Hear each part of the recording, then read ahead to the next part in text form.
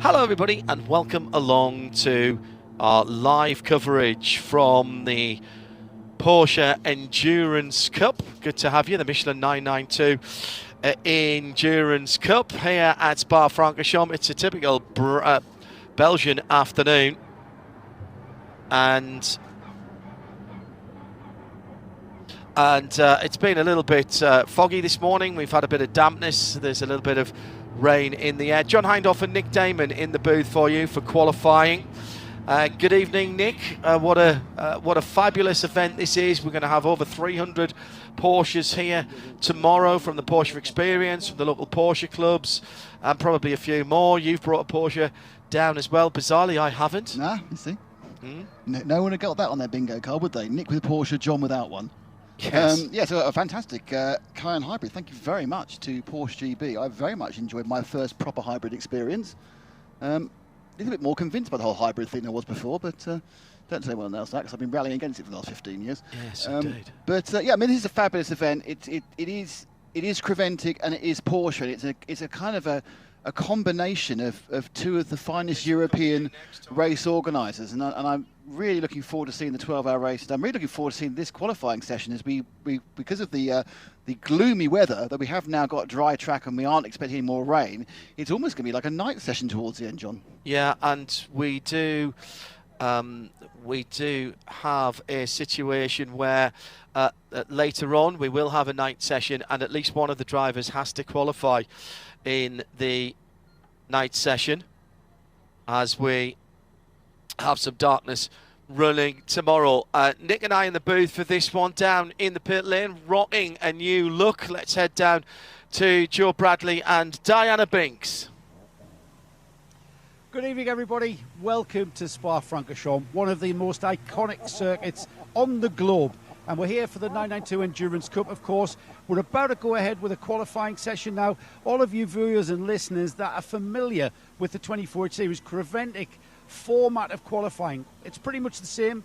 3 15-minute segments, a different driver in each segment. However, little bit of difference with this one, Di, for the 992 Endurance Cup.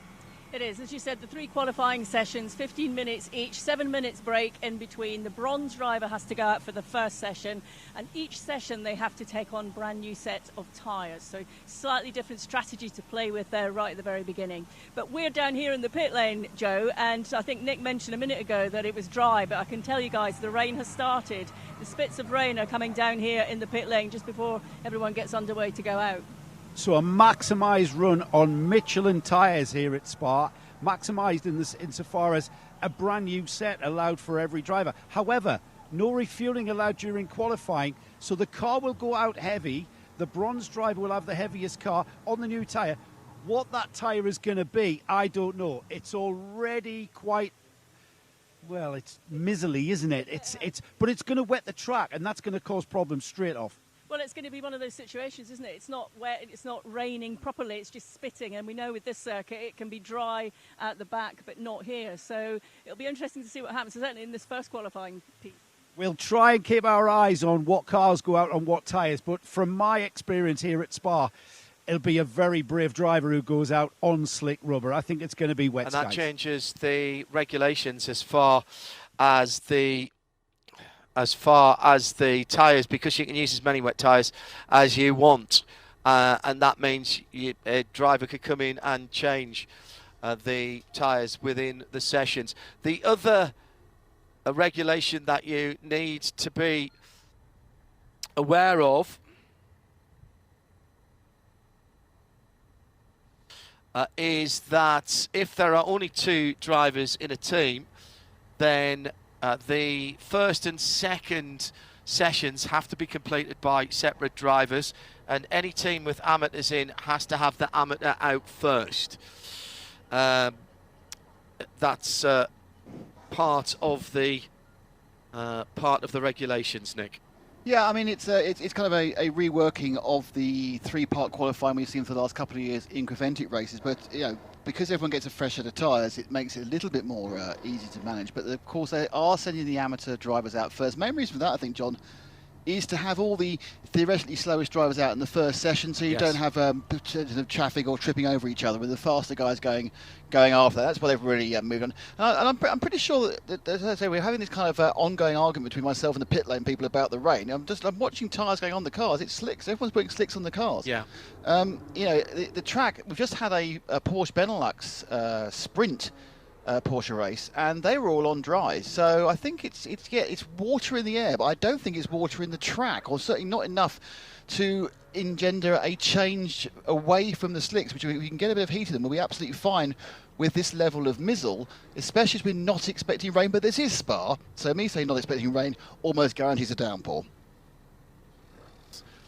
We're a little bit late getting things underway because the Benelux Porsche race went a little bit long. What we should do to bring everybody up to speed, Nick, is just to give everybody an idea of how this came about and why we're here and who's involved in it as well. Creventic in the 24H series were the first people to have a specific class for the new 992 Cup cars, which is 4 years, believe it or not, it's 4 years old now. And it was the 992 Cup car is the Super Cup and the Carrera Cup car around the world. Its full title is GT3 Cup car. Now everything with Porsche is GT3, and that stems from the GT3 road cars. I don't have one of those, sadly. I couldn't get on the list. So there was a lot of things about the 8th generation, and we have got cars on track now on the circuit that are back in there that are very, very different in the design of these cars from the predecessors, which was a venerable 991.2. The engine is the same. It's 4 litre, it's normally aspirated, it's a flat 6. It's a fantastic engine. It is actually pretty much in the same state of tune as the road car. There is a slightly more powerful one that goes into the GT3 RS on the road, but that's not what we've got here. We've got 507 PS, which is just on about 500 of our British brake horsepower. That hasn't changed, but everything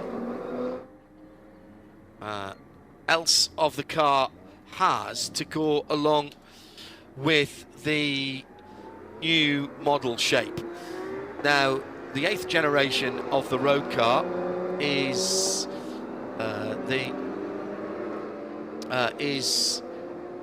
first of the road cars, and therefore this race car is the first of the race cars, of the Cup cars, to have the turbo wide body. Everybody has the wide body, and this is the turbo wide body because it's got the slots in the back fenders, in the back wings.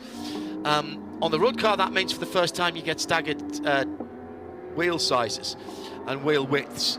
So 20s and 21s on the road cars. As the cars run 18-inch wheels and racing tyres. The cars look fabulous, and they are very obviously 992s. All of these cars are exactly the same machines.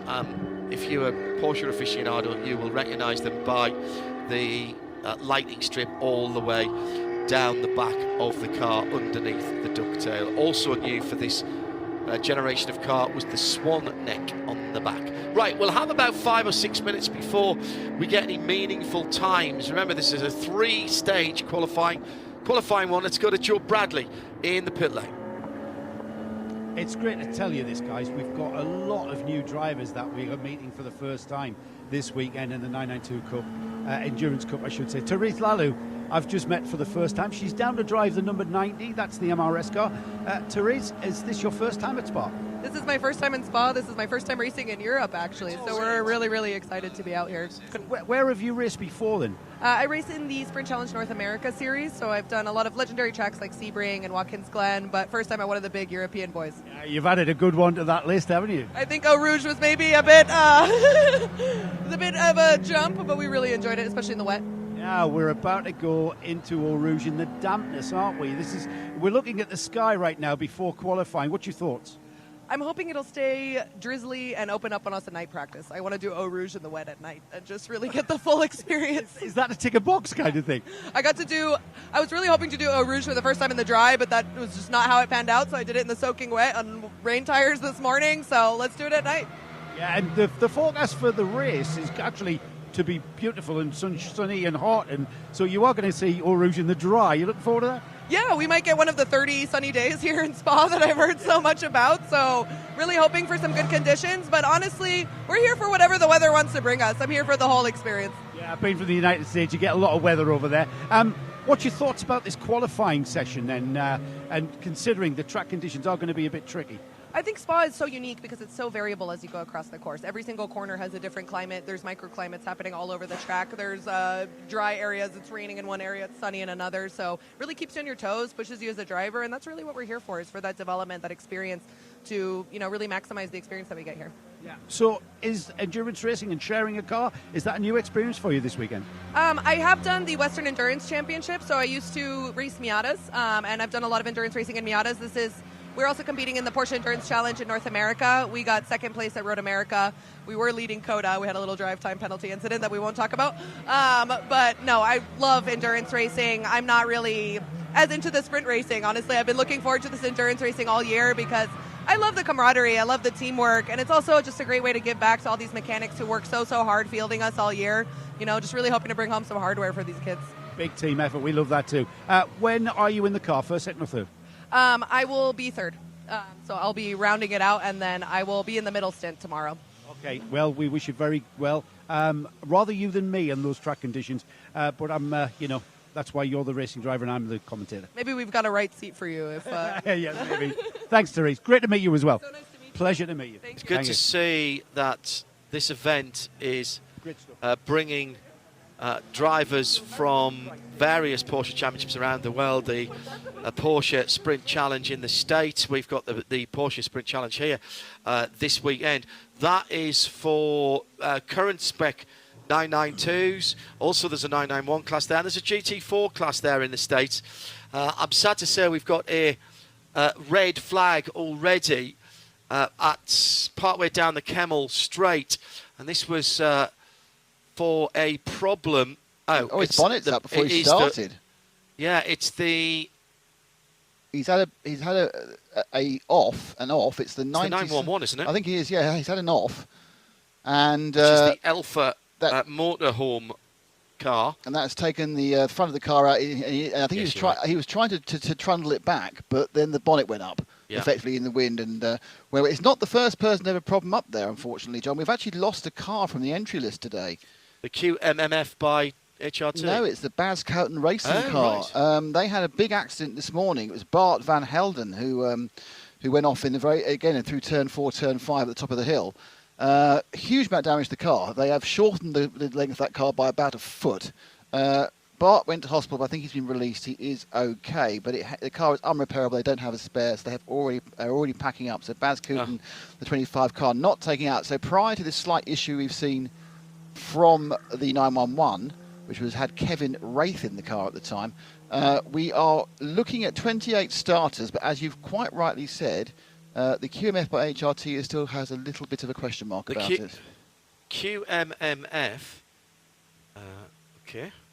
QMMF by HRT is the Kuwait Motorsport Federation. We've seen them in Motor and Motorcycle Federation. Do they have motorcycle in the title? Yeah, they've done a lot of stuff, obviously, with the Kuwait 24 Hours in the previous 2 years. They've also run in the other Middle Eastern countries. Part of a big entry by HRT. I think there's 3 cars in the HRT pit lane. So they are hopefully going to get out in this second part. We are currently, all cars are now back in the pit lane for this red flag. Clock stopped for the red flag, so we still have 12 minutes and 9 seconds. And as we were speaking just a second ago about the problems with Baz Couten racing 25, Diana has the man himself. I do indeed, and unfortunately Baz was just about to sit down and have his dinner, but he very kindly decided to leave it, park it, and come and chat to me. Baz, very disappointed to see you had that incident in the practice session, which means you won't take part in the race. Disappointing for you and for the driver. Is the driver okay? driver's quite okay. It's Marcel van Berlo. He had a broken rib, only one. Luckily, he came back here after a couple of hours in being in hospital, being searched, and he's quite okay. Having pain, especially in his body because of he can't race anymore this weekend. The car is too much damaged, and with a broken rib, it's not easy as well. What happened? Did you talk to him about it? Did you find out what happened? Yeah, of course we investigated what happened, and he also mentioned later on that he made a little mistake himself. He felt the car sliding and he didn't counter steer up on a radial, and that's why he crashed in the left side of the barrier with the right side of the car, so the car spun off. Really disappointing, and I'm sure he's incredibly disappointed. And at the moment we're under red flag conditions here. This qualifying evening's just begun, and that's, you will know as team principal and team manager, how difficult that is. We have to be here, and we had to be here. Let's say that everything was well prepared. We know the grey area in the regulations, so we knew where we could gain something in this race. So we were quite convinced about some good results. This is disappointing, but yeah, let's stop talking about that. Let's go on for the next one. We'll hope everyone else will have a very good race. And yeah, red flags, wet, dry tracks, it's challenging. I hope everyone else stays on track. Thank you very much, Bas. You get back to enjoying your dinner. Thanks for chatting. Thank you very much to Diana and Bas Kooten, always a gentleman. We have had the 911, the number 911, has been taken away from the scene of the accident, and we are back to green. And with 11.5 minutes to go, it's much darker, by the way, than our cameras show. The very expensive cameras, thanks to our hard-working TV crew, 0221. We are seeing far more of what is out there than we can see out of the window. Now, in fairness, we have got slightly tinted glass in the Global Broadcast Centre here. At RSL Studio, by the way, if you want to get in touch with us, the responsible adult will be watching that and passing on information to us. Nick and Joe, Di and myself splitting the work up across the weekend. Also, big thanks to all of our volunteer marshals. This is a long track, just over 4 miles, 7 kilometres, and therefore we have a full complement this weekend. Just got to talk about some of the teams, Nick, that we've got here. Yeah, because we've got some absolute crackers here at the moment. Milner Motorsport, Black Falcon, Mass Chrysler Racing, Red Camel, Team GP Elite, and I'm just by the way, I'm just reading down as they come down. QMMF have now been out with Ibrahim Al Abdul Ghani, so they've been out. Toro Racing by HRT, K Kramer Racing, Black Falcon in here, Neuhofer Racing, Speed Lover, MRS GT with 3, Seb Lajou Racing by Duo, and many more, including Manthey. Manthey are here as well with the PTE squad. These are the best of the best of the best of Porsche single make racing from around the world, and from Porsche GT racing. Absolutely. I mean, we walked down the pit lane, and obviously we walked down a lot of Creventic pit lanes, and I have to be honest, it's one of those times when you've seen so many people you don't actually recognise. It's amazing. But the interesting thing is, I was chatting to Peter Fry from Creventic earlier, and I think he told me, and you think about how many Creventic races there have been, John, in the history of Creventic. There's been about 100, I think, by now. Oh, more than that. We've nearly done 100. Yeah, with several cars. There are 37 new drivers to the event here who have never raced a Creventic event before at this race, which is a stunning number. So you think about the 29 cars. So every car kind of has at least 1 point something new drivers in it. But then there are some old favourites like Red Camel's Jordan, of course, who have the Ivo Brokers, Luke Brokers, Rick Brokers and Fabian Dance. Again, they've had some problems today. They've had to, again, look at the changing one of the cars over.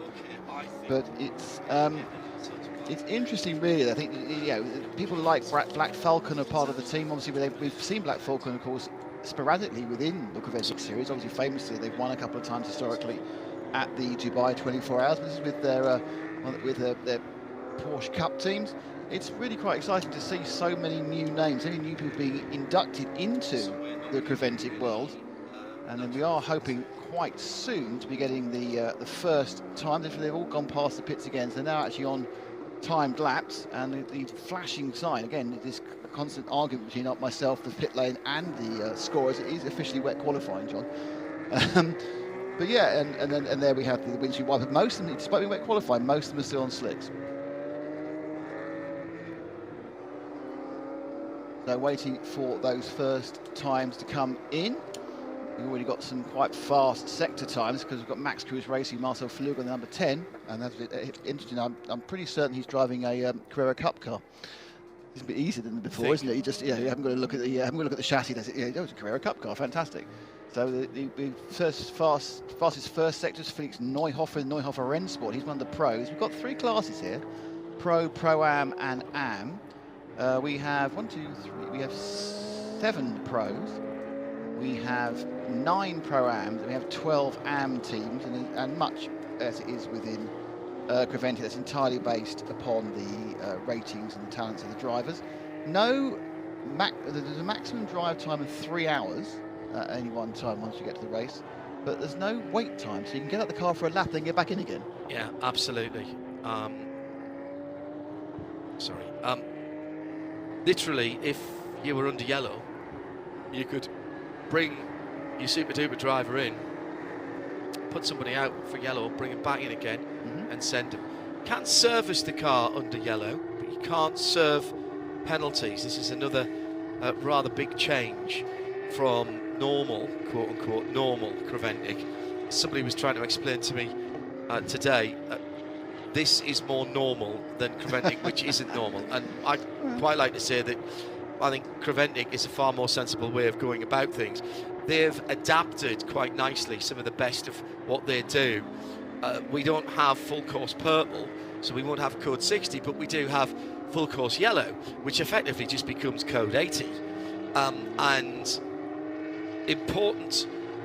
importantly, when we get into racing, we'll talk you through how the penalties are going to work and when you can take penalties, etc., etc. Joe Bradley has caught up with the Alpha Motorhome Kevin Wraith car that was damaged on the Kemmel Straight when the front bonnet came up. But it's not an engine cover. Is it even a bonnet? I don't know if we can. It's the luggage cover, isn't it, really, Joe? Hello, Joe? There you are. Yeah, guys, we've just had the number 911, aptly numbered as ever, been brought back. Some heavy frontal damage. It's gone in pretty flat front end, so we've squished certainly the fiberglass body, and it looks like some metal work underneath that fiberglass bonnet has also been bent out of shape. And if my eyes weren't deceiving me, it's had a little bit of damage on the left rear corner as well. As it came off the tail lift, it was kind of dangled in the air, and the left rear looked a bit loose. The left rear wheel, that is, all the camber was off and the toe was off. But the team now just recovering it on stands. Always a tricky job when thing's not sitting right on its suspension. So heavy frontal damage on the 911. It's hard to say until they get the bodywork off as just how badly damaged the car is and whether or not it'll take any further part in the weekend. I doubt it's going to take any further part in qualifying, though. That's a definite. Yeah, nasty bit of damage on that one. Now, luckily, at the front, it's less damaging than you hit at the back. But you have, and it also didn't seem to be draining water, which is a normal issue where you've taken out some radiators. Now, I know that the more recent versions of the Carrera Cup cars have moved the radiators out of immediate damage because it was like no. It's still the GT3s. It's the GT3s and the RSRs. So they're still right on. Where they are actually is where the air conditioning intercoolers are on the road cars, and they are very, very vulnerable to stone chips. Now, your GT road cars from the factory have a very nice mesh grille there, but every other Porsche Carrera does not. And it is very, very easily hit by debris. You can see the big gaping air intakes on the front. The GT3 Cup cars and the GT3 road cars have a unique air dam and a unique bonnet with those slots in them that you'd only get in those cars. That's because the airflow has been routed around the front of the car for that cooling. So you do have to be a bit careful. The second and third qualifying sessions have been shortened to 12 minutes each. 12 minutes each. After that delay, we've got 3 minutes left. Shall we run you through some times? Yes. Everybody's at the top class leaders. Milner Motorsport. Hello to Marcel Duke, who is running, I think, 3 cars this weekend for Milner. The 4, the 18 and the 21 from memory, yep. And they're at the moment 1st, 5th and 6th. The Pro top car is the number 4, Martin Rump, with a 2:25.5. Of course, we'll average all this out as we go through. Getting any split times for some of the cars at the moment, so I'm not sure all the transponders are working quite correctly. MRS GT are the best of the Pro-Ams, with Nick Romano behind the wheel of the number 90, and Ansel Motors by Porsche Lorient Racing. And Porsche Lorient, there's another big name. Frédéric Ansel, and they're respectively 2:25.5, 2:28.6, 2:29.6. So that's pretty impressive spacing between those cars. In 4th place, it's Max Kreuzer Racing, who's the second of the pros, the number 8 car, and Ben Luchter behind the wheel of that. Glenn McGee for Milner Motorsport, one of their regular drivers, is second in the AM.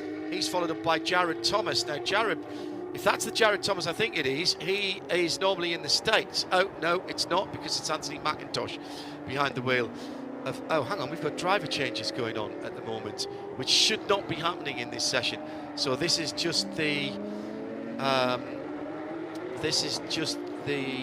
timing catching up. Yeah. That's not confusing. To the top, though, with a new fastest time of a 2:24.9 is Ben Luchter for Max Kreuzer Racing, the number 8 car. That's the best of the pros from Martin Rump now in the number 4 in second. No, it's Nick Romano now in second.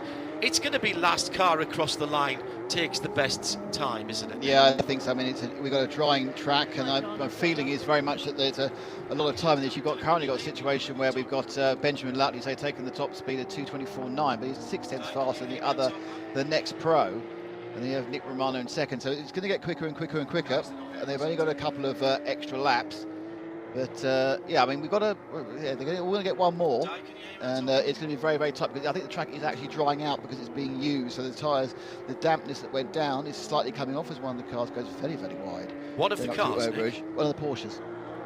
My eyesight isn't good enough to read that number at this distance. Was it the blue and white one? It was the blue and white one. That's the number 8. That's Max Kreuzer Racing. That's the car at the top of the standings. I wasn't even looking at the screen there. Oh, gosh. Horses for courses, Nick. Yes. Don't worry, I'm gonna make him. We've only got 28 cars. I am going to make him Bruce Jones-like learn the entry list before the end of the week. And the colours as well. And all the colours. All the colours. All the colours. If you want to follow along with us, go to livetiming.getraceresults.com. There's a tracker and all kinds of things there. Ben Luchnek, our fastest driver at the moment, coming to the slight left before Blanchimont. Turn 16 and then 17. Blanchimont is 17. He's not flat in one of these cars, and it's slightly uphill. Let's go down to the pit lane. Nick and John in the booth. It's Joe Bradley and Di Binks down in the lane. You were talking earlier about the 911, the Alpha Motorsport car that came in, and it came off the truck, and Joe was talking you through that. So I've just checked with the team manager, and the driver has gone to the medical centre just to be checked.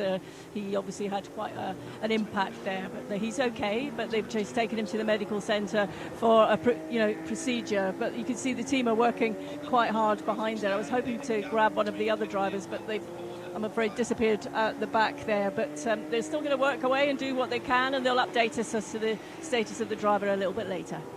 Looks like that might be fairly cosmetic on the number. It's a lot of parts. Well, There's a lot of Porsche people here. They are not short of spare parts, in fairness. Most of them from the car park, probably. Well, I was going to say there's more 911 GT3 in various forms, road cars, race cars, GT2 versions of the cars, as well as the GT3 Cup. I can't imagine that they'll be wanting for an air dam. No, I kind of feel that if you had wanted a GT3 and you were on the waiting list and didn't get one, you'd be quite upset when you saw how many of them were trundling around the pit lane here. Yes, well, of course, I don't mind so much because I wanted a touring without the wings Right, on. I see enough wings. Kevin Wraith, by the way, was the driver that Diana was talking about, and we wish best of him. We have had all 28 of the cars we were expecting. Remember, the Baz Cooten car isn't going to show this evening, unfortunately. Now, we've had a lap time disallowed. Ibrahim Abdul Ghani in the QMMF by HRT. That has lost at least one lap. This was at the exit of Blanchimont, turn 17. I was in and we've had a couple more actually, for the number 992, the PTE Mantai car, and the 935, the JW Race Service car. Yao Lingbo in the JW car, and Joel Montenegro, excuse me, put an extra syllable in there, Joel. They were at turn 3, I think. Turn 3 is the top of Radion. That's being looked at, as well as the exit of Radion at turn 4 for track limits. Turn 5, if you go straight on, you must take on that slick comb. You must take the escape road and not go across the tarmac runoff or the grass. The other places that they are looking at is turn 17, which is Blanchimont on the outside, and turn 19, the final left-hander back onto the main straight. Now, in this qualifying session, if you go wide at 19, you will lose that lap, and you will lose the following lap as well. Yeah, it's because it will give you a much better run down the start-finish straight, so you can gain time the following lap. But yeah, there are a few little new elements to the track limit, and of course the limit of the track is the curb, anything on the curb. So effectively it's a little bit more lenient than normally happens. Chatting to a good friend of the show, Adam Christodoulou, earlier. He was doing some training with the guys he's in the car with, and he said he's had to relearn the track in some ways because the track limit is so lenient. He's having to take more liberties than he's used to make the most of the fact that several of these corners are now opened up a lot wider than he expected. And he says it's almost like learning the track again, because you are effectively giving yourself almost 2 meters more of track than you were normally used to. For example, if you were doing the 24 hours that was here earlier, which had much stricter definition of track limits. It still didn't want you going over the track limits when they defined them, but the definition was much more relaxed here, which I think is a good idea. I think it gives a bit of a margin to some of the amateur drivers. If they're aiming to go over by a meter, that gives them another meter before they get pinged. And once we get into the race, it is quite severe, the penalties, because it's straight into drive-through, and unlike those of you who are used to Creventic rules, you cannot serve a penalty and then go on to do a pit stop. You have to serve the penalty and then run through the pit. Also, I think a good point to note is that we are using the F1 pit exit, so actually it is quite a short pit lane. It's not if you've been used to perhaps looking at the 24-hour race, or you've raced this on several of the simulators. You don't have to then trundle down the endurance pits as well, making a drive-through an incredible penalty. It is just the Grand Prix pit. So as Joe keeps saying, it's a really short pit lane here.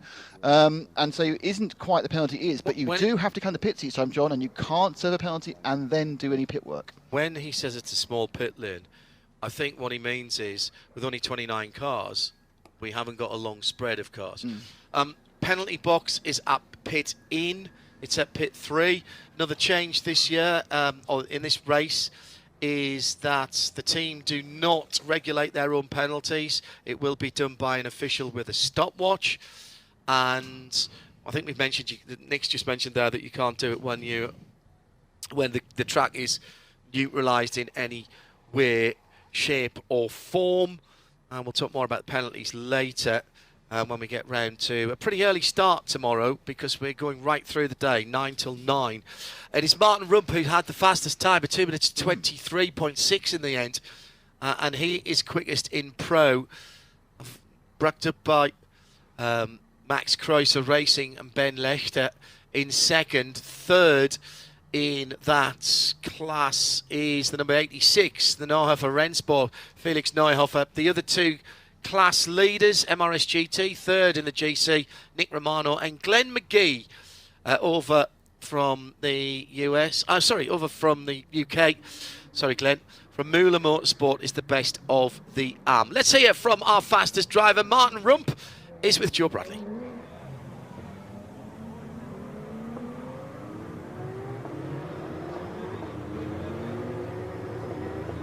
We've just got Martin Rump in front of us, talking to a much more important person than I am. His teammate Jerome Blekemolen, who must be happy with his bronze driver putting it at the quickest time. Martin, that was on slick tyres as well, if I'm right. Yeah, first of all, I'm a silver driver. But yeah, I definitely had some fun out there, and that was on slick tyres. I believe everybody was on slicks. Hence the initial yellow flags out there right out of the pits. It's always tricky, but we kept our head down and also build it up step by step. The good thing here was that we had the time, so we could do 3 or 4 laps. The plan was to do 3. I had a lot of traffic. It was a decent lap, the third one, or the one before the last. Asked for the extra lap, luckily got it. And then, just had so much fun putting in a clear lap. Is the track now wetter than when you guys started? It was, I believe, in the beginning the wettest it was. Then the raining level, like the rain intensity, sort of kept the same, but all the cars, they made its job to clear the line. And then it was sort of like, if you were in the right place, it was sort of grippy, not really like full grip, but sort of grippy. And then if you were out of it, completely messy. So yeah, it was one for big balls and a lot of fun. How far off was the track then? I mean, in comparison to a fully dry track, on a rate of 1 to 7, how poor is the track conditions? Give it a solid 5 out of 10. Yeah, right. So yeah, it could be a lot better, but definitely slicks, and if it was full dry, I would assume to go a few seconds faster for sure. And Martin, I'll ask you, if you were to go out again, would you stay on the slicks or would you go to a wet? Oh, yeah, all day. Slicks all day. For like this, it's going to be slicks. Yeah. Well done. Thank you. Job good so far. And of course, Martin is a silver driver. The number 4 Michelin Motorsport entry is, of course, in the pro class. So a fully pro driver lineup in the number 4. I don't think we can quite give them pole position yet with 12 minutes to go because Tom Coronel is going to be qualifying next for Max Kreuzer Racing, and they are only 0.7 of a second away. However, Nick, there are really much, because of the changeable conditions, there are much bigger gaps than we would expect to see in what is effectively a spec class in terms of the cars. Now, I think people are going out on slicks here. They are. This is the point. I think that's what's given into it, really. Usually the third, so as you wrote, pole is really close between the 4 and the 8. There's only 0.7, which with 2 drivers to go. Sorry?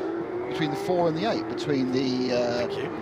The 4 and the 8. Between the Michelin Motorsport and Max Kreuzer Racing. But the third place team, which is the 86 car of Neuhofer Rennsport, they're third out of 7. They're 8 seconds behind in the first of the 3 sessions, so therefore to get past the top 2 they have to be 4 seconds faster, each of their following drivers, for the aggregate to work. So there's a big spread there. The fastest of the Pro-Am cars, which is the 90 cars, I shuffle my papers very rapidly to get to that particular piece of information, and the 90 car, that is effectively... That's MRS GT. MRS GT Racing, that was Sedgwick. That effectively is, there's on a 2:25.2. They are 6 seconds faster than the second fastest Pro-Am, which is the 99 Belgium racing car. In this second set, you've got Dylan Deerdale in it. So you've got these huge gaps. Now, interestingly, in the full Am, that's our closest battle. The difference between first and second, which is the 21 and the 56, which is Ryan Yardley in the Michelin Motorsport Am car, and then Frank Desertu in the Ansel Motors, between the two of them, there was less than 1/10 of a second. So, that Am thing is going to be very close. The Pro-Am is not going to be very close, and the Pro will be, but we think we know who's going to third already. But I think I'm pretty sure when they get on the grid, they're going to be gridded in the order they qualify. So if you qualify ahead of a Pro, you will get, if you qualify third, you'll be third regardless of which particular class you're in. So we could see that mix and matching. Watch the third place car of Alex Sedgwick. Runs for PT Autosports in the Porsche Carrera Cup North America. Hails from just outside of Leamington Spa, right in the centre of England. Just around the corner from Bob Dawson, actually, on that lovely road that goes across from Northampton over to Royal Leamington Spa. So that car will speed up. The problem that people have got now is because of that gap that we had at the top, that even if they're putting in good times now, some of these people are going to have to make up 6 and 7 seconds a lap. Now, if somebody has an absolute stinker, fine, it might happen, but I'm not sure. No, look at the times that are coming in now. Suddenly it's got much, much closer. I think the disjointed effect of that early red flag, the fact they only got a couple of running laps out and it was greasy and drying. Now we're seeing people in a much, much more condensed time period. Like, you looked at the top 4 or 5 in session 1 and it was 2:25 to 2:31. Now we've got about 12, 13 cars that come over the line, and all bar one is comfortably under 2:30 for a lap. So the grips come back in, or it's become more consistent, John, so people are going to be able to do this all the time. So my guess is that leap into the front made by people like the number 4 machine is going to really set them in good stead with Muller Motorsport, because they're going to carry that lead, and it's not going to be effectively catcher-uppable, although we may well see faster drivers from different cars claim the sector lead. So if we have this second section of qualifying 2, it could be a completely different car, a completely different team who are the fastest, but they just to actually catch up to the Muller number 4, it's going to be so difficult. Down to only 5 minutes to go with a shortened session. Then you probably only get 2 laps in this, an out lap and 2 laps. Just to reiterate, everybody here is on fresh tyres per sector, which is a difference from those who are used to Creventic 3-part qualifying. But it is a single refuel, so the fuel is coming off each time. Hans Weij for Tierra Outdoor Racing by HWM has lost a lap at Blanchimont. You just cannot afford to lose a lap when you're only probably going to have a couple of laps out there. Muller Motorsport number 18, which was sitting healthily, one of the blue and white cars, just coming to, I think, the end of the lap, as that is Parker Thompson. Oh, that's another one of the, well, he's Canadian. Sorry, no, he's not.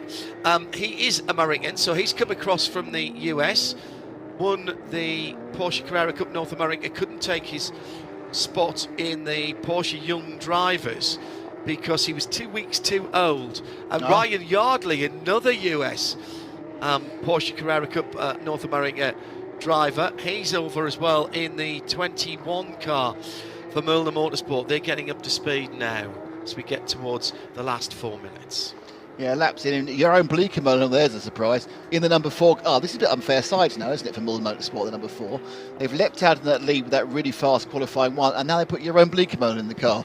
And he's got the, he's actually got the fastest time, he's got the second fastest time of the section so far with 2:22.8. Fastest lap we've seen so far, and the fastest lap we've seen so far in both the sessions, and that's Tobias Muller in the 48 Black Falcon team. He's on a 2:21.2. But of course, as I said before, even though he's a pro car, he's trying to make up for the big gaps. To give you an idea, even though he's got a second and 0.6 faster than Jeroen Bleekemolen, the 2-lap average, or the 2-driver average for that 48 car is 2:27. The 2-driver average for Jeroen Bleekemolen is a 2:23, and that's where this kind of strength of the qualifying, of having each of the 3 drivers individually counting and being so important, comes into it. And when you get mixed conditions in one of the sectors, you get these sudden really weird situations where one team can just drops it because they didn't get a particularly fast lap at the right time. But it is currently Bleekemolen from Coronel at the top. That's Muller Motorsport from Max Cruz. So they've carried on being at the top they had from the start. Then it's the amateur Muller Motorsport with Ryan Yardley now, who are top in the AM, and they have an average of 2:26. And in Pro-Am, it's still in Dierdel, the Belgian race. So not too many changes now, and we aren't overly surprised about that. Though, interestingly, Ansel Motors, Porsche Lorient have dropped back quite a long way because their second driver, currently Frank de Zoet, he is about 6 seconds in this particular lap slower than Ryan Yardley. And it's the whole thing, you've got to look at how it's a kind of advanced maths in some point, working out, okay, I've got to factor in a third of the time comes from qualifying too. But that's the good other good times. Good times further down the field. For example, all the way down in 15th place, you've got Wouter Boerkamps from the Team GP Elite, who are regulars within Creventic, but not with this particular driver lineup. Now Wouter has done himself a 2:21.6, which is a really, really good time. Great time, for an amateur. Yeah. But it isn't really doing an awful lot of movement for his team, and they're still 4th overall because, of course, they're probably on the wrong side of the rain in that first sector. So this is going to be a situation where, because of the differences, it's going to be really interesting to find out who ends up where on the grid, because it's not until that third sector's coming, because as John quite rightly says, if somebody has a mare, all this is off, all bets are off, because they'll fall tumbling down. Yeah. But if they can just put in a banker, they'll probably be okay. So just Luke Breukers and Red Camels Jordan, they're currently in the pro class. They are down quite a long way after a not particularly quick first sector, 2:37, so 14 seconds slower in that first session than we saw for Mulner. Ultimately, it's a 12-hour race. It's a 12-hour race. So what really does it mean to the guys where they start? Well, the thing is, John, you said that, but it's not like you've got, you're racing 6 other cars like you can be sometimes. I know there's different classes, but realistically, we've got 28 cars which are effectively the same. And how easy or difficult is it going to be to... You're kind of thinking that actually overtaking and moving forward is going to be really, really difficult. You're not going to have that situation where a certain type of car, a certain model of car is faster at one part of the track, slower at another. You've got a number of very, very high-quality drivers spread across a number of the teams. So, if, for example, you're a pro team and you end up starting back in 14th or 15th, you are going to lose a huge amount of time prior to the situation where you actually get near the guys who started at the front because they had a bit better running or a bit of better luck during that first couple of sessions. Now, the thing to remember is, though, that what we do have, and this is another change, we do have for this 992 Endurance Cup, which we've not had in Creventic before, we are going to have safety cars. So there is going to be bunching of the field. So you will find yourself behind lots of cars, but you still have a chance of sort of slightly catching up. Okay, Nick Damon and John Hindhoff in the booth, and it's down in the pit lane, Diana Binks and Joe Bradley, who are braving the Belgian weather out there as we come to the checkered flag in number 2, into the pits for Martin Raginger. Well, he's a bit of a specialist in the bad weather as well as a Porsche. It is still the Milner Motorsport to the top, with Fabio Gross having done a 2:21.9. That's given them an average of 2:22.7. 2:23.2 is the average for Max Kreuzer. Tom Coronel holds on to second place. Those are the 2 top pro cars, which were top pro cars, Nick. Bit confused about this because a second ago it said that your own Bleekemolen was in the 4 car, and now it's Fabio Gross. I think there's a little bit of RF, driver switching issues going on with some of the car pickups at the moment, because that's changed driver during the course of this event. So this session now, it may well be Fabio Gross who's done that 2:22 time. It did say Jeroen earlier. Perhaps it's a situation where they're correcting as they go and they're just picking up the driver IDs differently. And maybe the driver IDs are almost being set as it goes. But so that's interesting. So it is Fabio Gross. Fastest lap remained that 2:21, I believe. Actually, Fabio Gross did the 2:21.9 at the end. But it looks like the 2:21.6 from Chris Mees, who we only saw in Black Falcon named a bit later there. So 2:21.6 appeared to be the fastest, because in 2:21.2, that Tobias Muller time did remain the fastest time of qualification 2. But then we go to move to qualification 3. So if you're watching along on the timing, I think there's a little bit of a learning situation going with the driver IDs as well. So we are telling you who we think's in the car based on the information we've got. It might slightly change, plus or minus every now and again.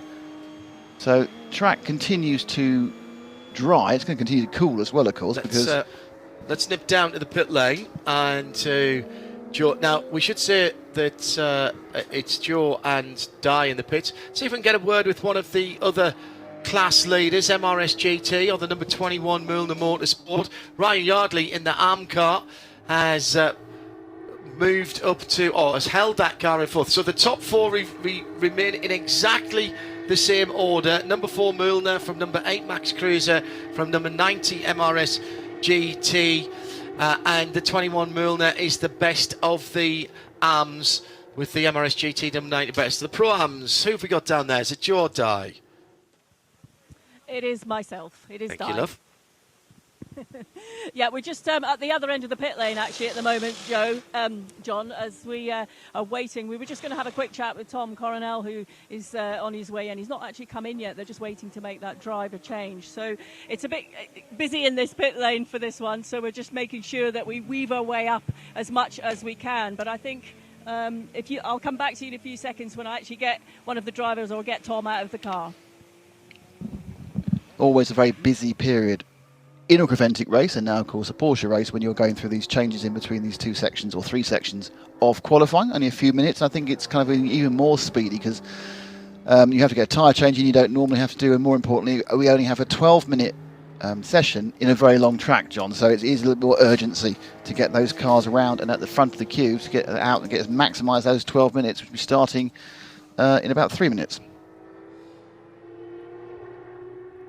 So still to come into the pit lane, Lucas Sales in the MRS GT number 89. Now, I'm pleased we can talk about this number 89 because I think that is the supplied colour. It's called GT Silver, and all of the GT3 Cup cars come in that colour.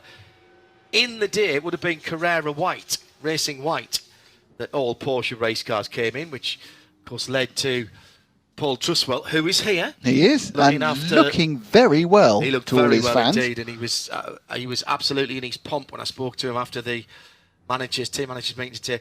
Paul Truswell, of course, talked about boring white Porsches and fields of boring white Porsches. He didn't mean it in a nasty way. Actually, that might be... No, I think that is GT Silver. It's just dirty GT Silver. The boring white Porsches were Porsches that you didn't talk about, but just ended up being at the front of the race by the time you got to the end of whatever championship you were looking at, and that's basically what he was talking about in those days, as it were. Yeah, I mean, it was a situation where it was almost like stealth, where you wouldn't even notice the car. Oh, it's won. Yeah, exactly. So. Then we definitely had a couple of those in the Dubai 24 hours. Yes, we did. What was the white and red one that won from nowhere? About 2016, Swiss team, Hop Swiss. Do you remember who it was? No. They were like on no one's bingo card for a victory. They won. I'll look it up for tomorrow, so I've got the information because my brain isn't quite good. Stadler. It was Stadler Motorsport. Yes, well done. You got Gets there eventually, reaching back into the back of the grey matter. So just to give you an idea where everyone is on averages, you've got the Michelin Motorsport number 4 has an average of 2:22.7 against Max Cruz an average of 2:23.2. What that means is they are half a second average faster, but that does mean they're overall a second quicker on the pair. So to move into pole, the third Max Cruz racing driver has to be a second faster than Michelin Motorsport, because that will pull the average down. In Pro-Am, it's the 90 MRS GT Racing. They're on 2:24.4. Second is Belgium Racing on 2:26.9. So that's 2.5 seconds. So in fact, to lose that pole, Belgium Racing has to be 5 seconds faster than MRS GT. And in the AM, it's the Michelin Motorsport again, but it's a 21 on a 2:25.9 against a 2:28.5. Again, about 6 seconds. So I think 2 of the poles are pretty much decided, barring disasters, and disasters can happen. Of course they can. Of course they can. They always can, Nick. That's a very good point. Let's go to Joe Bradley in the pit lane before we get the third and deciding session. 12 minutes, remember, so we are not going to get more than a couple or 3 laps. Joe, who you got?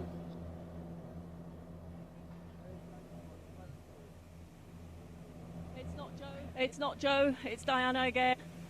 I'm making my way into 14 to them. A few seconds as I wheedle my way down the pit lane, I'm afraid. Okay, it's definitely Joe that talked to me. Wheedling away. Yeah, so this is the joy of these. Just do the numbers of the cars, guys, because we need really the team names as well. So yes, I mean, it's interesting. We've seen a couple of really outstanding individual performances, but they've been kind of dulled down by the early sets. Now, interesting, I've just seen a name ping up on the driver ID. I hope it's the correct ID name, because it is the man. Well, he's the one left. Who, when you think about Porsches and you think about a Creventic race, comes to mind first. Who is that? Jérôme Bleckemont. No, it's Robert Renauer. Oh, Rob Renauer. Rob Renauer for Creventic. Or I was going to say it would have been Patrick Fantastic as well. Patrick Fantastic, yeah. I don't think he's here. He's not. It's very disappointing. Very disappointing. But Robert Renauer at the with Neuhofer Racing, number 86. And I'm going to say right now, in qualifying, even though they're not going to be at the front, these 86 car is absolutely my tip for the top. It's a combination of the Renauer brothers. They're in pro. It's a combination of the Renauer brothers. It's got Patrick Neuhofer as well, and Felix Neuhofer and Martin Ragginger. And I just think that's a driver lineup, an experienced lineup of both the Porsche Racing and Creventic rules that make you kind of think they are the my tip for the top. And I think it's one of my roles as sitting to your right hand side is to give you a tip for the top, John. Rick Breukers will be going out in the number 9 Red Camel Jordan.NL car. And there are a few well-known. It's Kobe De Bruyker out in the Belgian racing machine. Kobe's obviously often with GP Elite, doing great stuff with them. We've got we have got your own belief, man. You're absolutely right now at the Muller Motorsport. And it's Paul Meyer for Max Cruz, the number 8. He has to try and gain a second on your own Bleekemolen. Not the work of a moment. Madeline Stewart, she takes part in the third place, the leading Pro-Am car at the MRS GT Racing. Anthony McIntosh takes in the Muller Motorsport 21, which is the leader in AM at the moment. And we have, of course, friend of the show, Alan Christodoulou, out in the Toro Racing HRT performance. They're right down the bottom of Pro-Am, but that's, he's got a couple of more inexperienced teammates. But Adam certainly. I think that was Di calling us there. Let's go back down to Di in the pit lane. Yes, thank you very much. I've made my way down to the pit lane and I'm talking to Alex Sedgwick now from the number 90 MRS GT Racing team. And Alex, you're leading that Pro-Am charge at the moment. Just give us an idea of how it was out there on that session for you. Yeah, it wasn't too bad. You know, we had a bit of rain when Nick was out in the car for the first session. But it dried up pretty quick. It seemed like it was a bit more mental rain than anything on the track. So, you know, we're going pretty well so far. We've got a bit of a group from Carrera Cup and Sprint Challenge in America. So representing well for Porsche Motorsport North America, and hopefully Madeline can bring it home for pole in class. Yeah, we're looking forward to a very exciting race tomorrow. Obviously, a very exciting racetrack here in Spa. How much do you like competing on this circuit? It's awesome. It's my first time in a sort of a proper race car here. I raced a Citroen C1. It's my only other experience here. So a little bit different in the Cup car, but very fortunate to be at this event, and it's a pretty awesome event that Creventic has put together for the Cup cars. It seems like this qualifying session tonight is going quite quickly. How much is the track evolving during that very short time you were out? Yeah, a lot. You know, we started the day with rain, so the track started pretty much completely green. There's been a lot of running all the way through, but it's getting better and better. So I expect this session to be pretty quick, and fortunately with, you know, not a huge amount of cars on track, some clear air, we should see some really good lap times. Satisfied with that so far? So far, so good. We just need to do it in the race. That's the important bit. Thanks, Alex. Yeah, thank you. Diana Binks here with Alex Sedgwick wearing his PT Autosport overalls from Porsche Carrera Cup North America. Very loud pit lane here. It reverberates off because you kind of run through a tunnel. You've got one reverberation point is a massive grandstand, which I think everyone knows from F1 on the left-hand side as they go down the main street. But the rest of it is actually a built-up bank. And so it just comes back, and the sound will roll back into the pit lane. It's actually the amount of noise a Porsche Cup car makes is incredibly different depending on the track it's at. Yes, and it does. That flat six does weird things. There's an odd reverberation to the flat six that you get with the road cars as well, particularly when you've got that sports exhaust open, which obviously has to be all the time. Well, absolutely, yes. That servo valve completely open the whole time. I don't even know if mine closes, to be honest. No, actually, that's not true, because when started up in the morning, I leave it closed if I'm starting up from cold. It ticks over rather quickly, and it's actually you only hear the burble of the sports exhaust when it settles down, which is quite interesting. New fastest overall lap of the event so far with a 2:21 flat, or 007. Matthias Jabot, one of the amateurs, but obviously there are pro drivers in the amateurs. The 888 car of Seb Lejeune Racing. Now it obviously sticks them up to the front of Am, but of course what's going to happen is we're still waiting for the first laps to come in. And interesting at the moment that Paul Meyer has done what he needs to do. He has been more than a second faster than Jeroen Bleekemolen, so he averages, goes back to his team, the 8. Max Cruz goes above more than Motorsport Bleekemolen. He did a 2:23, Bleekemolen 2:25.8, so the average went into his favour 7/10. But you kind of think that Jeroen will be able to pull that one out of the bag, but you never can tell. Seb Lejeune, despite, of course, so Matthias of Seb Lejeune, despite putting in that fastest time we've seen so far, still it ends up an average of 2 seconds behind the leader in Am. It's very difficult to overcome a weird session like the first one, where we had so many people who were just all over the shop, rather than having what we normally have, which is quite condensed times. True that. Nick Damon, John Hindhaugh in the Global Broadcast Centre, overlooking the start-finish line, but actually quite a long way down towards the braking area for La Source. We can, however, importantly, I think, see the pit out light. That will become very important later on, as in the race tomorrow. Madeline Stewart out in the MRS GT. That's another GT silver car with the black and red on it. This is the number 90, heading up the hill now. Oh, hit the inside curb, going up through Eau Rouge. And the number 89 is the all-silver car of Marcio Mauro for MRS GT.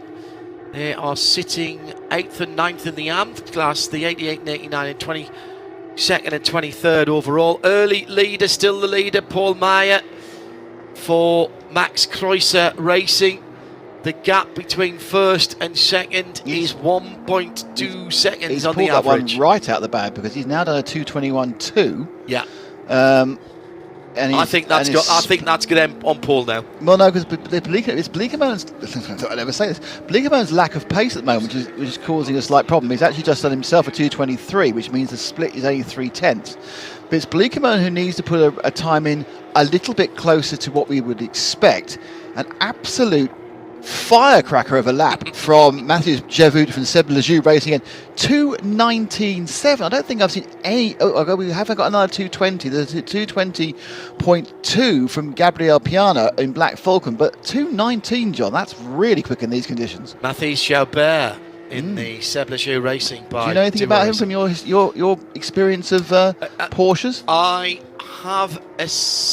think he runs in French Carrera Cup, but I haven't actually got notes on every driver, because we have only got a full list just before this session started. There's a few teams who have been swapping and changing drivers. He normally races for the Martin Balin Maris team, and he took his first victory earlier on this season and at Porsche Carrera Cup France. He won at Paul Ricard. Alessandro Giretti, who is the current Porsche junior, he won that at, I think it was at Portugal this year.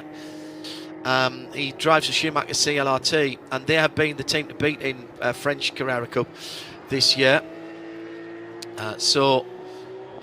Well done to Matthias Jaubert for getting amongst those teams. We haven't got a Schumacher car here, which I'm slightly surprised at, as they've been doing such good work. Because what I don't know is where people have got to be next week. Oh, yes. A number of these teams, including Red Camel, will be at Barcelona. However, Red Camel aren't running this Porsche next week. No, they got a couple of them. They've had a. No. Oh, what are they doing? Tell me. They're going to GT3. Really? First time the family Wow. team will have won in GT3. We'll leave that until midweek motorsport on Wednesday, but we'll try and get a word with Ivo and the team. Okay, They're yeah. going to go for overall victory and the Trofeo Fermin Velez in a week's time. It's news to me. I'm interested. I may have given away confidence there. That's interesting. That's very interesting news, that one. I think you may well have done it. Anyway, you didn't hear that, and if you did hear it, you didn't hear it from us. Is the answer on that one. At RSL_studio, by the way, if you want to get in touch with us. Paul Meyer continues to slightly extend his lead over Jeroen Bleekemolen. Max Cruz racing above Michelin Motorsport at the top. But unfortunately, because Jeroen's a little bit off the pace. 2:22.4 is not particularly quick compared to any of the other pro runners that I can see at the moment. Rob Renau has managed to get the Neuhoff and Rennsport team into third overall with an average time of 2:24.9, a 2:25 flat average now for Loke Hartog. So we now have four pros at the top of the tail. It can still change around a bit actually, because there's a couple of slightly off pace. Certainly Sasha Norden, the Belgian racing guy, is a little bit off pace of the rest of the Pro-Ams. You know how I said it would take them at least a 5-second change to do that? Well, they managed to get 2 or 3 seconds of the change, but it is still Norden's Belgian racing, the 99 car that's leading in Pro-Am. Anthony McIntosh, Muller Motorsport, happy away there with a 2:25.4 average across the 3 drivers from Neuhoff and Rennsport, and Dylan Yip, who's got that to 2:27 flat. So not as much change. We have seen this gradual move forward of the pure pros to the top. So at the moment it's 4 pros, then 2 Pro-Ams, an Am, and then 4 more Pro-Ams. So it's got a lot more kind of better for those of you with OCD, the arrangement of the team. It's not perfect, but they are at least in chunks now, apart from the Ams, who slightly split themselves up a bit. Yeah, and it's Max Kreuzer that's the number 8 car, from Müllner number 4, from Neuhofer number 86, from Black Falcon number 48, as Robert Renard pits at the end of this session. As it stands, the best of the Pro-Ams is the Belgian racing, how appropriate, of Sasha Norden, with a combined time of 2 minutes 25.2, ahead of Black Falcon, who have taken the checkered flag now with Gabriele Piana, and he's got down. Oh my goodness, how close is that? 2:20 on the average, 2:25.269 and 2:25.274, and as I say that, Sasha Norden comes to the line and actually goes ahead of Luke Hartog, who is another Porsche Carrera Cup North America, Kelly Moss Racing. Hello to the team who I'm sure are tuned in. Now I realise why Andy and Victoria are in Europe. They're going to be here, aren't they? I've just realised. I saw some of their socials. Andy Kilcoyne and Victoria Thomas, the team principals at Kelly Moss Racing. So 5th place for Black Falcon in the Pro-Am car. Oh, more changes as MRS GT. Madeline Stewart puts in a 25.5 on the last lap of the number 90 MRS GT and goes to the inside of row 2 and pole in Pro-Am. So at the moment, Pro pole and overall pole, Max Kreuzer number 8. Pro-Am in 3rd in the general classification, Madeline Stewart for MRS GT Racing in their number 86 car, ahead of Belgium Racing Sasha Norden in 2nd. 3rd in Pro-Am is Black Falcon Gabriele Piana. Sorry, I'm getting too excited. Müllner Motorsport, Anthony McIntosh, Tony McIntosh for Müllner, leads the Am class now in 9th in the GC, ahead of the Neuhofer Motorsport number 85. Dylan Yip has just done the time in that car. And 3rd in the Am is Seb Lejoux Racing, Mathieu Jobert by Duo Racing in the 888 car. So there's your top 3 in each. What was it? Did I mention the top 3 in Pro? Yes, I did. Oh, Neuhofer, Robert Renard in 3rd. So Max Kreuzer, Müllner and Neuhofer are your top 3 in Pro and overall before we head into the other classes. I think Madeline Stewart must have had her last lap removed. Oh yeah, good point. She's dropped back down to 4th in class. And no, you're spot on. Turn 17. So coming through Blanchimont, Madeline Stewart has had her last lap removed, and that drops her back down to 9th in the general and 4th in Pro-Am from what had been provisional pole. Oh, that must be quite tough. That's going to sting. Well, Paul Meyer, who did make up that second, he had to make up on Jeroen Bleekemolen to take the pole. In fact, he made up 1.6 seconds, so that was a great result. Rob Renaud really wrestled that car into third. Just to give you an idea, they were 8 seconds behind in qualifying one. Again, this is nothing against the driver in the first qualifying. It was very difficult in drying conditions, and also with the red flag and the traffic. So I think people can get a kind of a pass if the things went slightly wrong. So Sasha Norden stays in top in Pro-Am. He managed to hold that one through. Towards the bottom of the pack, it is the Pure Am teams you'd expect, who are occupying the back 1, 2, 3, 4 rows. But prior to that, there's quite a good spattering between the pros and the Pro-Ams, which you kind of expect on average qualifying. Yeah. From the back, then on 26th and 27th position, 13th row will be the 2 MRS GTs. These are unofficial and subject to post-qualifying tech, 88 and 89. 1 row further forward on the 12th row, Ansel Motors, number 56 on the inside, 2:33 team lap time performance.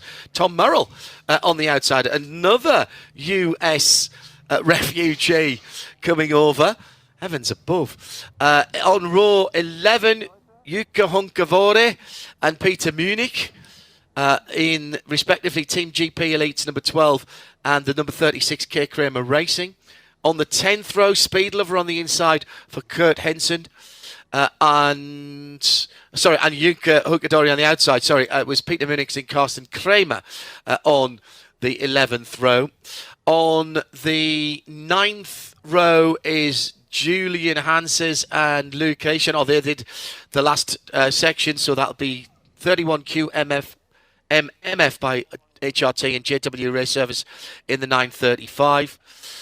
On the 16th row, 70th position, Adam Christodoulou and Toro Racing. Seb Lejeune Racing by Duo in 16th. The 888, Max Kreuzer Racing in 15th in the 10th, H28 in 14th in the 15th, Red Camel in 13th in the 9th, Neuhofer in 12th in the 85, Belgium in the 98, in Belgium Racing 98 in 11th, and I'll do your top 10 after we've heard once again from Max Kreuzer Racing. Position for the inaugural 992 Endurance Cup. Don't. I'll start with you, Paul. You finished the qualifying session, kept that aggregate going. You're sweating. How hard?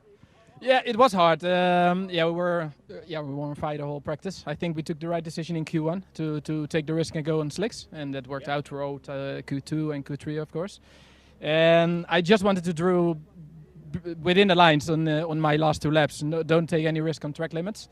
And just bring it home in a good time and take that pole position, which is amazing. Benjamin, you started the car, didn't you? Did you start the car? So you did the first stint. That's a bit of pressure to take the car last. The pressure is off for you, surely. No, I mean, the first session was really, really tricky because there was always in between slicks or wet. I took the decision to take the slick. It was a high risk. But at the end, it worked out, and I'm really happy for my boys. Very good job. And, of course, you're teamed with the legend that is Tom Coronel. Tom, you weren't a happy little bunny when you came in after your qualifying session, but let's put that aside because you guys will start on that front slot. It's very easy. We call that karma. It's the car who's now on P2. Gross blocked me big time in the chicane, and finally they didn't make it. I mean, that's the way it is. I had some good laps. Yeah, it was really good, but it was getting dark and some drizzling on the windscreen. So I was like, is it going to be okay? But then I saw on the lap times it should be completely dry. So then I just start to push with the car, and everything was fine. Yeah, I felt good. It was all okay, but we had to save also fuel because I know he's the fastest of all of us. So we put him in the end because otherwise we were using too much fuel. So yeah, that's why we pitted earlier, and he also pitted 1 lap earlier. What's it going to be down to winning this race, guys? What do you think is going to be the key part of winning this race? Paul, you're the quickest. That's what Tom Coronel said. So what's it going to take to win? Over 1 lap, yes. Let's see in the endurance race tomorrow. No, but it should be okay. I think the strategy will be just to make a gap in the beginning and try to stay in front. Yeah. And there's 4 drivers in this. Jan van Roon. You left the tricky bit to the pros, yeah. But you must be looking forward to getting in the seat and actually taking part in this race. No, a bit scared. A lot of pressure on an AM driver now, yeah. A lot of pressure. So I hope I can keep up and do well, and we'll see. The pressure we have is in the tires, guys.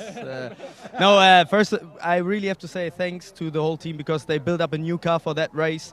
We had a new chassis coming for that race. No rollout. We did on Thursday the very first lap with that car.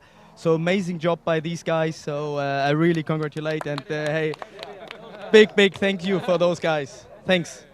Team effort as ever, guys. Fortunately, we can't do that because the timing has flipped over to the Benelux Cup, which is going out now. So you'll have to catch up on that on the website. I'll tell you in the morning. Yeah. I'll run around and point it all out to everybody. Thank you very much to all of our technical staff here at the circuit back in Cologne and up in London. It was Curry who was getting us to the world from London.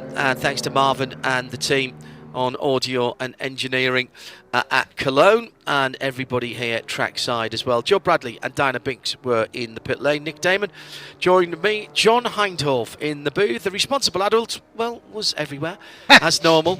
At RSL_studio, make sure you come back for the start of the race, and of course the very exciting Nick's pit lane. He's back. Overexcited. Yeah, when was the last time you did a pit walk? Too long. It's been too long. Yeah, you've got a bit to live up to after I've done a couple now. You're going to do it in Belgian tomorrow. You've got to start with a bit of Flemish, I think. I might start with phlegm, but about Flemish. No, it should be very exciting because I have no issue in identifying which each of the cars are. They're all Porsches. Yeah, very good. That's the one. Out on the track at the moment is the Benelux Porsche Sprint Cup Challenge. So there's a mixture of GT3 and GT4s out there at the moment. There will be a night-time practice here after this for the main race. If you want all of the details, go to livetiming.getraceresults.com. And you will be able to pick off everything that has happened so far. But for this Fast Friday, and remember we are racing tomorrow, the race is underway at 9 Central European, 9:45 Central European summertime. That's 8:45 in the UK. Remember, we're an hour back in the UK. If you're in the US, you might want to get up early and see the opening laps. The weather forecast for tomorrow is absolutely cracking the flags, as we would say in the northeast of England. 27 Celsius, so well into just into the 80s Fahrenheit actually at that point, and very little chance of rain. But very little chance of rain at Spa-Francorchamps means there's always a chance of rain. Join us then in the morning at 9 o'clock Central European summertime from the whole team here at Spa-Francorchamps for the inaugural running of the Michelin 992 Endurance Cup powered by Porsche Motorsport. We have got the pole sitters and the grid set. We'll see you tomorrow for 12 hours of action. Bye for now.